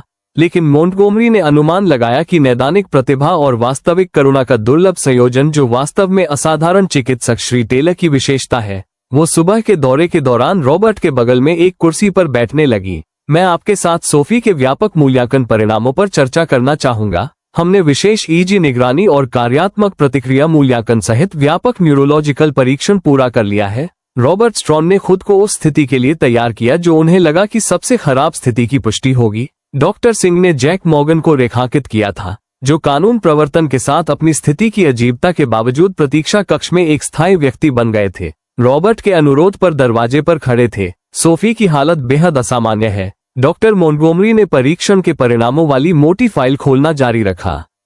उनके मेडिकल इतिहास की समीक्षा में उनके द्वारा अनुभव की गई कैटेलेप्टिक स्थिति विशेष रूप से बच्चों में अत्यंत दुर्लभ है। मेरा मानना प्रसंस्करण और भावनात्मक पहचान काफी हद तक बरकरार दिखाई देती है। रॉबर्ट होप से डरते हुए आगे झुक गया। उसके ठीक होने के लिए इसका क्या मतलब है? इसका मतलब है, मोंटगोमरी ने सावधानीपूर्वक उत्तर दिया, कि सोफी का पूर्वानुमान शुरू में लगाए गए अनुमान से काफी बेहतर है। हम पहले से ही जागरूकता के संकेत देख रहे हैं। परिचित आवाजों के प्रति सूक्ष्म प्रतिक्रियाएं, विशेष रूप से आपकी, और दिलचस्प रूप से डकोटा की उपस्थिति पर प्रतिक्रियाएं, जबकि वो अभी तक होश में नहीं आई है। पारंपरिक अर्थों में ये दिनों में पहली बार आशाजनक संकेत है। रॉबर्ट ने डर और दुख के अलावा कुछ और महसूस किया ताकि वो फिर से खुद को जगा सके। डॉक्टर मोंटगोमरी की अभिव्यक्ति पेशेवर पेशेवर रूप से मापी गई थी। इस प्रकार की न्यूरोलॉजिकल घटना से उबरना कभी सीधा नहीं होता है। मिस्टर टेलर, सोफी को संभवतः महत्वपूर्ण चुनौतियों का सामना करना पड़ेगा। सोफी के कमरे में अभ्यास के दौरान आदमी के व्यवहार में कुछ गंभीरता थी। चमड़े के पोर्टफोलियो को ढाल की तरह जकड़े हुए थे। जैक की सहज थकान ने उसे रोक दिया। माफ कीजिए, उसने विनम्रता से डॉक्टर मोंटगोमरी को संबोधित करते हुए कहा कि दालान में कोई है जो इस कमरे में रुचि रखता है। अस्पताल की सुरक्षा का मुद्दा हो सकता है। मोंटगोमरी ने दरवाजे की ओर देखा। उसकी अभिव्यक्ति थोड़ी सख्त हो गई। ये सुरक्षा नहीं है, ये गेराल्ड विटमैन था, अस्पताल का कानूनी सलाहकार। उसने अपना ध्यान रॉबर्ट, मिस्टर टेलर की ओर लौटाया। मुझे आपको सूचित करना चाहिए कि रिवरेस जनरल ने सोफी के मामले के संबंध में हमारे प्रशासन से संपर्क शुरू कर दिया है। उन्होंने हमारे नैदानिक निष्कर्षों और उपचार के रिकॉर्ड तक पहुंच का अनुरोध किया है। रॉबर्ट की क्षणिक आशा क्रोध में बदल गई। वे पीटरसन की गलती को कवर करने के दायित्व के बारे में चिंतित हैं। कानूनी तौर पर वे अपनी सुविधा से स्थानांतरित किए गए रोगी से संबंधित जानकारी का अनुरोध गलियारे में मडराते कानूनी परिषद के आगे से पर्दा हटाकर आगे बढ़ते हुए, श्री टेलर, मैं रिवरक्रेस्ट क्रॉनिकल से अमांडा रीव्स बोल रही हूँ। एक तेज महिला आवाज ने घोषणा की। मैं आपकी बेटी की स्थिति के बारे में बात कर रही हूँ। हमें रिवरेस जनरल में संभावित चिकित्सा लापरवाही के बारे में जानकारी मिली है और मुझे उम्मीद थी कि आप इस पर टिप्पणी कर सकते हैं कि आपको यह नंबर कैसे मिला। रॉबर्ट ने बीच में टोका। सदमे की जगह रक्षात्मक क्रोध ने ले ली। और आप मेरी बेटी की स्थिति के बारे में कैसे जानते हैं? हमारे पास अस्पताल प्रणाली के भीतर स्रोत हैं, रीव्स ने पेशेवर उत्तर दिया, लेकिन असहानुभूतिपूर्ण नहीं। श्री टेलर, ये कहानी आपके इनपुट के साथ या उसके बिना सामने आने वाली है। डॉक्टर पीटरसन पहले भी इसी तरह के विवादों में शामिल रहे हैं और हमारा शोध विशेष रूप से जटिल स्थितियों या बीमा जटिलताओं वाले रोगियों को शामिल करते हुए लापरवाह उपचार के एक पैटर्न का सुझाव देता है। रॉबर्ट ने बिना जवाब दिए कॉल समाप्त कर दी। उसका दिमाग तेजी से चल रहा था। सोफी के कमरे में लौटते हुए उसने जैक और डॉक्टर मोंटगोमरी को शांत बातचीत करते हुए पाया। उनके भाव गंभीर थे। अस्पताल के वकील आपसे बात करना चाहते हैं, जैक ने समझाया। मैंने सुझाव दिया कि वो गलियारों में छिपने के बजाय उचित चैनलों के माध्यम से नियुक्ति करें। डॉक्टर मोंटगोमरी ने जानबूझकर सावधानी के साथ सोफी की फाइल बंद कर दी। श्री टेलर, मुझे आपको सूचित करना चाहिए कि हमें प्राप्त हुआ है। सोफी के मामले के संबंध में कई समाचार आउटलेट से पूछताछ। रोगी की गोपनीयता हमें आपकी स्पष्ट सहमति के बिना कोई भी जानकारी साझा करने से रोकती है, लेकिन आपको संभावित मीडिया ध्यान के लिए तैयार रहना चाहिए क्योंकि यह बात फैलती है, ये पहले से ही फैल रही है। रॉबर्ट ने द क्रॉनिकल रिपोर्टर से कॉल के बारे में पुष्टि की कि यह कैसे हो रहा है। गोपनीय मेडिकल जानकारी कौन लीक करेगा? जैक के चेहरे पर समझ की धुंधली सी आ गई। कोई ऐसा व्यक्ति जिसके पास एजेंडा है, कोई ऐसा व्यक्ति जो पीटरसन के इतिहास को जानता है और इसे उजागर करना चाहता है, जैसे कि बातचीत से बुलाया गया हो। एक अस्पताल प्रशासक दरवाजे पर प्रकट हुआ, क्षमा प्रार्थी भाव से। डॉक्टर मोंटगोमरी, सम्मेलन कक्ष में आपके ध्यान की आवश्यकता वाली एक जरूरी स्थिति है। नदी के किनारे के सामान्य प्रतिनिधि अपनी कानूनी टीम के साथ तत्काल बैठक पर जोर दे रहे हैं। मोंटगोमरी रोज स्पष्ट अनिच्छा के साथ, मिस्टर टेलर, मैं जल्द से जल्द वापस आऊंगा। इस बीच कृपया आगंतुकों को केवल परिवार तक सीमित रखें। मैंने नर्सिंग स्टाफ को निर्देश दिया है कि वे किसी भी अनधिकृत व्यक्ति को पुनर्निर्देशित करें। मौन समर्थन की बात यह एक सकस बनती जा रही है। रॉबर्ट ने जैक से धीरे से कहा, सोफी को कानूनी लड़ाई में मीडिया के तनाव की नहीं बल्कि रिकवरी के लिए शांति और स्थिरता की जरूरत है। जैक एक पल के लिए चुप रहा। उसका अनुभवी चेहरा परेशान था। कुछ ऐसा है जो आपको पता होना चाहिए, उसने आखिरकार पीटरसन के बारे में कुछ कहा। और क्यों ये स्थिति इतनी जल्दी बढ़ सकती है? वह आगे बढ़ने से पहले दरवाजा पूरी तरह से बंद करने के लिए आगे बढ़ा। जब मुझे पीटरसन पर हमला करने के लिए गिरफ्तार किया गया था, वहां एक नर्स कैरोलिन मिल्स थी जिसने मेरे सार्वजनिक वकील से संपर्क किया। वह ये प्रमाणित करना चाहती थी कि पीटरसन के पास कुछ रोगियों को विशेष रूप से जटिल स्थितियों या सीमित बीमा के साथ घटिया देखभाल प्रदान करने का इतिहास था। उसके पास घटना रिपोर्ट के दस्तावेज थे जो उसने रोगियों के परिणाम दर्ज किए थे जो संदिग्ध थे। रॉबर्ट पूरी तरह से चौकन्ना हो गया। अब क्या हुआ? कुछ नहीं। सुनवाई से 2 दिन पहले उसने गवाही देने का अपना प्रस्ताव वापस ले लिया। ओरेगन में एक अस्पताल में एक नया पद ले लिया। मेरे वकील ने उसे सम्मन करने की कोशिश की, लेकिन तब तक परीक्षण की तारीख आगे बढ़ गई थी और यह सब बहुत जल्दी हुआ। जैक की अभिव्यक्ति पुराने गुस्से से कठोर हो गई। मुझे हमेशा संदेह होता है कि पीटरसन या अस्पताल प्रशासन ने उसे छोड़ने के लिए दबाव डाला। था। आपको लगता है कि किसी को इस इतिहास के बारे में पता है कि वे जानकारी लीक कर रहे हैं? इस मुद्दे को खुलकर सामने लाने के लिए मजबूर करें। जैक ने धीरे से सिर हिलाया। तब से अस्पताल में नया प्रशासन है। शायद किसी को मिल की पुरानी रिपोर्ट मिल गई हो, शायद पीटरसन ने अन्य गलतियां की हो जिन्हें छिपाया गया था। जो भी कारण हो, सोफी का मामला कुछ बड़ी बात के लिए उत्प्रेरक बन गया है। उनकी बातचीत दरवाजे पर एक हल्की दस्तक से बाधित हुई। एक युवा नर्स ने रॉबर्ट की ओर मुड़ने से पहले अभ्यास की कमी के साथ सोफी के महत्वपूर्ण संकेतों की जांच करते हुए प्रवेश किया। डॉक्टर मोंटगोमरी ने मुझे आपको सूचित करने के लिए कहा कि वह प्रशासनिक बैठक में देरी कर रही है, लेकिन जितनी जल्दी हो सके वापस आ जाएगी। साथ ही उसने और अधिक हिचकिचाते हुए कहा कि प्रतीक्षा में एक पुलिस अधिकारी है, टिंक क्षेत्र श्री मॉर्गन के साथ बात करने के लिए पूछ रहा है। उन्होंने कहा कि यह पैरोल के उल्लंघन के बारे में है। जैक की अभिव्यक्ति भावहीन रही, हालांकि उसके कंधे स्पष्ट रूप से तनावग्रस्त थे। मुझे इससे निपटना चाहिए, उसने रॉबर्ट से कहा। अंतिम संस्कार के बाद से ही इसकी उम्मीद थी, इससे पहले कि कोई भी आदमी आगे जवाब दे सके। डकोटा ने अचानक अपना सिर रॉबर्ट के घुटने से उठाया, लेकिन ध्यान केंद्रित तीव्रता के साथ सोफी पर चला गया, जिसे वे एक चेतावनी के रूप में पहचानने लगे थे। चरवाहा बिस्तर की तरफ चला गया और सोफी के दौरे से पहले की तरह धीरे से कराहने लगा। डॉक्टर मोंटगोमरी को बुलाओ, रॉबर्ट ने नर्स को तत्काल निर्देश दिया। डकोटा की चेतावनी, कुछ बदल रहा है। नर्स जल्दी से दरवाजे की तरफ चली गई, लेकिन बिस्तर से अचानक आए आवाज से हिचकिचाई। निगरानी उपकरण की यांत्रिक गुनगुनाहट के ऊपर मुश्किल से सुनाई देने वाली एक नर्म कराह। रॉबर्ट ने सोफी की पलकें फड़फड़ाते हुए देखा। उसकी उंगलियां अस्पताल की चौड़ी चादरों पर हिल रही थीं। सोफी, उसने फुसफुसाते हुए कहा। होंठ हिले, जिससे ऐसा लगा कि डकोटा का नाम है। हालांकि कोई आवाज नहीं निकली। कमरे में हलचल मच गई क्योंकि नर्स ने सहायता के लिए पुकारा और डकोटा ने अपनी सतर्कता जारी रखी। अब उत्तेजित हरकत के साथ व्यवहार बदल गया। जैक ने अपनी कानूनी परेशानियों में भागते हुए मेडिकल टीम के लिए जगह बनाने के लिए पीछे कदम बढ़ाया। इस सफलता के सामने कुछ क्षण के लिए भूल गए। डॉक्टर मोंटगोमरी कुछ मिनट बाद पहुंची। जल्दबाजी में लौटने के कारण उनकी सांस फूल रही थी। उन्होंने एक त्वरित न्यूरोलॉजिकल आकलन किया, बुनियादी प्रतिक्रियाओं और सजगता का परीक्षण करते हुए सोफी से धीरे से बात की। जब वह आखिरकार पीछे हटी तो उनका पेशेवर धैर्य उनके वास्तविक आश्चर्य को व्यक्त नहीं कर सका। यह उल्लेखनीय प्रगति है, उन्होंने रॉबर्ट से कहा। सोफी उद्देश्यपूर्ण प्रतिक्रियाएं और स्पष्ट पहचान प्रदर्शित कर रही है, जबकि वह पारंपरिक अर्थों में पूरी तरह से होश में नहीं है। वह हमारे पहले के आकलनों की तुलना में काफी अधिक प्रतिक्रियाशील है। सोफी की तरह असामान्य मामले, लेकिन मैंने अपने करियर के दौरान सीखा है कि भावनात्मक संबंधों और संवेदी पहचान के गहन प्रभाव सहित हमारी वर्तमान वैज्ञानिक समझ के बाहर के कारकों को कम नहीं आंकना चाहिए। क्योंकि मेडिकल टीम ने अपना मूल्यांकन जारी रखा था, जैक चुपचाप अपनी कानूनी स्थिति का सामना करने के लिए गलियारे में चला गया। उसने अधिकारी मिलर को देखा, जो रिवरेस्ट पुलिस विभाग का एक कनिष्ठ सदस्य था, जो अपने कार्य के साथ स्पष्ट रूप से सहज दिख रहा था।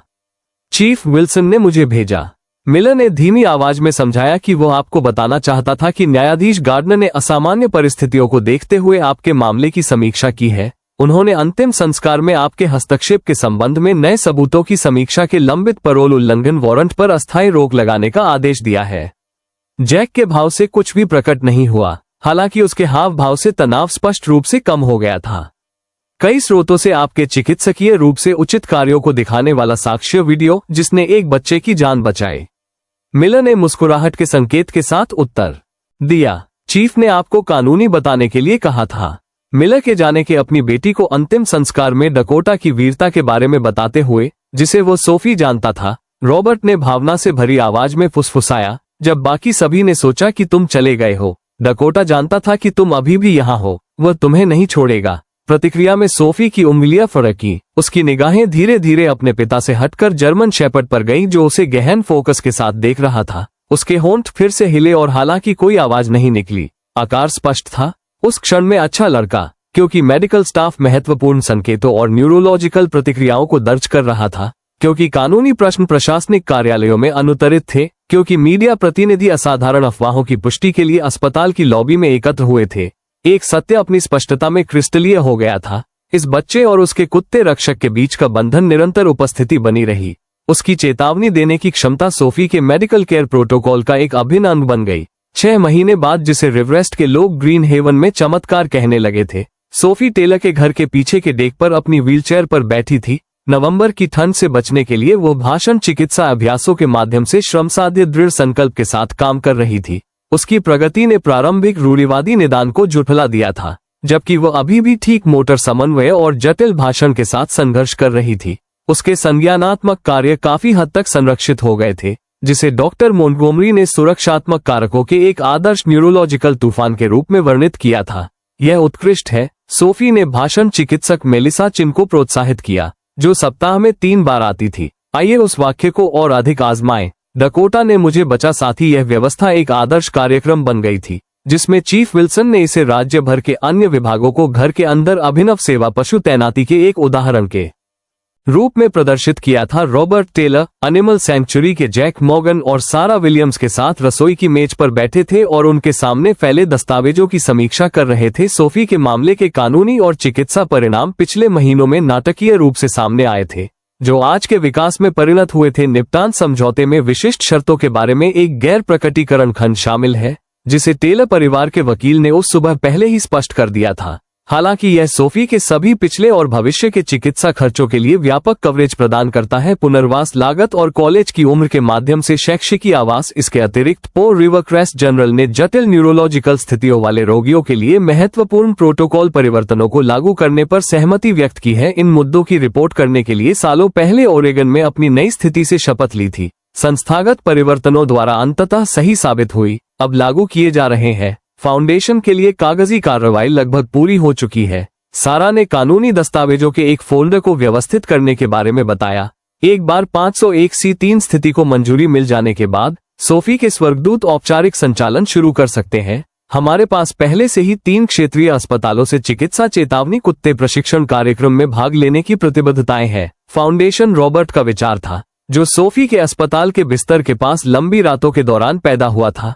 सोफी के स्वर्गदूत बचाव कुत्तों को न्यूरोलॉजिकल स्थितियों वाले बच्चों के लिए चिकित्सा चेतावनी साथी के रूप में प्रशिक्षित करेंगे। साथ ही उपचार प्रोटोकॉल में सेवा जानवरों को शामिल करने के बारे में चिकित्सा सुविधाओं को शिक्षा प्रदान करेंगे। निपटान निधि ने कई दवा कंपनियों द्वारा जारी समर्थन के साथ प्रारंभिक वित्तपोषण प्रदान किया था, जो सकारात्मक प्रचार के लिए उत्सुक थे। लेकिन प्रशिक्षण सुविधा अभयारण्य में नवीनीकरण हस्तक्षेप अब फाउंडेशन के संचालन निदेशक के रूप में कार्यरत हैं। जैक ने अपने मेडिकल पृष्ठभूमि को कार्यक्रम विकास और वकालत में नए खोजे गए कौशल के साथ जोड़ने में उद्देश्य पाया था। चीफ विल्सन ने आज सुबह फोन किया। उन्होंने अपने नोट्स के माध्यम से स्क्रॉल करने का उल्लेख किया जब विभागों ने डकोटा के कम किए गए शेड्यूल को साप्ताहिक के बजाय मासिक 20 घंटे मुख्य रूप से सामुदायिक आउटरीच और विशेष आयोजनों के लिए मंजूरी दी, जो उन्हें हमारे प्रशिक्षण कार्यक्रम के प्रदर्शन घटक के लिए उपलब्ध कराता है। उनकी बातचीत रुक गई क्योंकि पिछला दरवाजा खुला और सोफी को मेलिसा द्वारा धकेले जाने वाले व्हीलचेयर में प्रवेश कराया गया। डकोटा ने ध्यान से उसका पालन किया, उसकी सतर्क मुद्रा शिथिल लेकिन सतर्क। उसने आज शानदार प्रदर्शन किया। मेलिसा ने रिपोर्ट की, उसकी सामग्री इकट्ठा करना, भाषण स्पष्टता में लगातार सुधार हो रहा है और पाप की जटिलता बढ़ रही है। हम जो न्यूरोप्लास्टी देख रहे हैं वो उल्लेखनीय है। कैबिनेट, मेरे पास आपके लिए कुछ है। सोफी, रॉबर्ट ने अपने डेस्क से एक छोटा सा बॉक्स निकालते हुए कहा, यह आज सुबह आया। सोफी ने पैकेज को ध्यान से खोला। उसके आंदोलन जानबूझकर लेकिन व्यावसायिक चिकित्सा के महीनों के बाद तेजी से समन्वित थे। अंदर एक कस्टम मेड पदक एक नीले रिबन से जुड़ा हुआ था, जिसमें कोटा का नाम और शब्द असाधारण सेवा परे कर्तव्य के साथ उत्कीर्ण थे। राज्यपाल इसे अगले महीने के समारोह में आधिकारिक तौर पर पेश कर रहे हैं, रॉबर्ट ने समझाया, लेकिन उन्होंने आपके लिए ये प्रतिकृति भेजी है। सोफी मुस्कुराई। अभिव्यक्ति अब जल्दी ठीक होने के श्रमसाध्य प्रयासों की तुलना में अधिक स्वाभाविक रूप से आ रही है। डकोटा इसकी हकदार है, उसने ध्यान से कहा। उसने हार नहीं मानी। उनमें से किसी को भी इस यात्रा के माध्यम से सीखे गए गहरे सत्य को स्पष्ट करने की आवश्यकता नहीं थी कि उन्हें जोड़ने वाले बंधन पारंपरिक समझ से परे थे कि वफादारी और प्यार मानव और कुत्ते दोनों रूपों में प्रकट हो सकते हैं, कि दूसरा मौका कभी कभी अप्रत्याशित पैकेजों में आता है। उस शाम सोफी के बाद डकोटा के साथ रात के लिए बस गया था। उसके बिस्तर के बगल में अपनी सामान्य स्थिति बनाए रखते हुए रॉबर्ट और जैक पीछे के डेक पर बैठे सितारों को नवंबर के स्पष्ट आकाश में उभरते हुए देख रहे थे। जेनिफर को गर्व होगा, रॉबर्ट ने चुपचाप कहा, कि आप क्या करते हैं नींव के कौन से? जैक ने भावनाओं को दबाकर रखने के वर्षों बाद भी उन्हें कठिन क्षेत्र माना।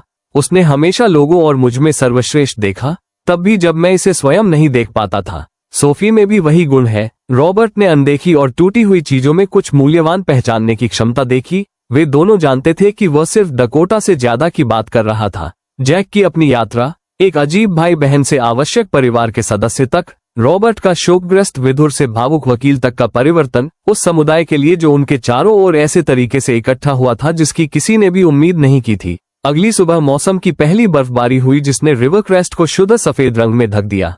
सोफी ने पिछवाड़े में एक संक्षिप्त भ्रमण के लिए खुद को लपेटने पर जोर दिया, जहां डकोटा अछूते बहाव के माध्यम से खुशी से उछल रही थी, जबकि वो अपनी व्हीलचेयर से कार्यवाही का निर्देशन कर रही थी। देखो, पिताजी ने उसे बर्फ में डकोटा के पैरों के निशान की ओर इशारा करते हुए बुलाया। वह एक दिल बना रहा है। रॉबर्ट ने देखा कि जर्मन शेपर्ड ने वास्तव में एक पैटर्न बनाया जो सोफी की व्हीलचेयर के चारों ओर एक दिल जैसा दिखता था।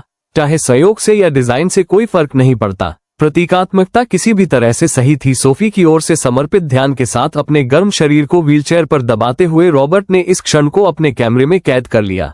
ये छवि जल्द ही सोफी के एंजल्स फाउंडेशन की वेबसाइट के होम पेज की शोभा बढ़ाएगी, जो उनके मिशन का प्रतीक बन जाएगी। एक लड़की को एक बार मृत घोषित कर दिया गया, एक कुत्ते को एक बार छोड़ दिया गया, और वह असाधारण बंधन जिसने उन दोनों को कहानी में बचाया था, जो रिवर क्रेस्ट से बहुत दूर तक फैल जाएगी, पूरे देश में और अंततः दुनिया भर में इसी तरह के कार्यक्रमों को प्रेरित करेगी। सबसे शक्तिशाली तत्व चिकित्सा चमत्कार या नाटकीय बचाव नहीं था।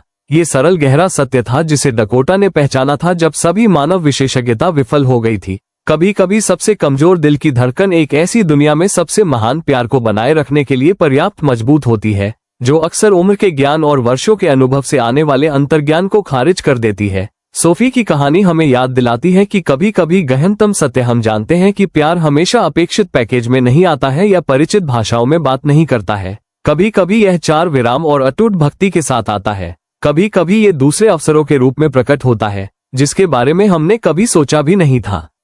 सोफी की यात्रा हमें सिखाती है कि जब दूसरे लोग हार मान लेते हैं, जब विज्ञान को पराजित घोषित कर दिया जाता है, तब भी कुछ चमत्कारी हो सकता है। यदि हम बस दूर जाने से इनकार कर दें, तो दिल की सबसे कमजोर धड़कन वास्तव में सबसे महान प्रेम को बनाए रख सकती है। मुझे आशा है कि आपको आज की कहानी पसंद आई होगी। चैनल को सब्सक्राइब करें ताकि आप ऐसी और कहानियां न चूकें।